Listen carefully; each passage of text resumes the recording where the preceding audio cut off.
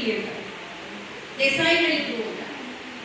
ಹಾಗಾದಾಗ ಈ 550 ಹಳ್ಳಿಗಳನ್ನ ಭೇಟಿ ಕೊಡುವ ಅಸಾಧ್ಯತೆಯ ಪರಿಗಣನೆಗೆ ದೇಸಾಯಿಗಳು ತೆರಿಗೆ ವಸೂಲಿ ಮಾಡುವ ಜವಾಬ್ದಾರಿಯ ಜೊತೆಗೆ ಈ ಪ್ರದೇಶದ ಮುಖಂಡರಾಗಿ ನೇಮಕಗೊಂಡದ್ದೇ ದೇಸಾಯಿ ಮತ್ತು ದೇಶಮುಖರ ಮುಖ್ಯ ವ್ಯವಸ್ಥೆಯಾಯಿತು ಮತ್ತು ಅವರ ಒಂದು ನೆಲೆಯಾಯಿತು. ಚಿಕ್ಕುಪ್ಪ ಒಂದು ಪ್ರದೇಶವಾಗಿತ್ತು ದೇಶಮುಖವಾಗಿ.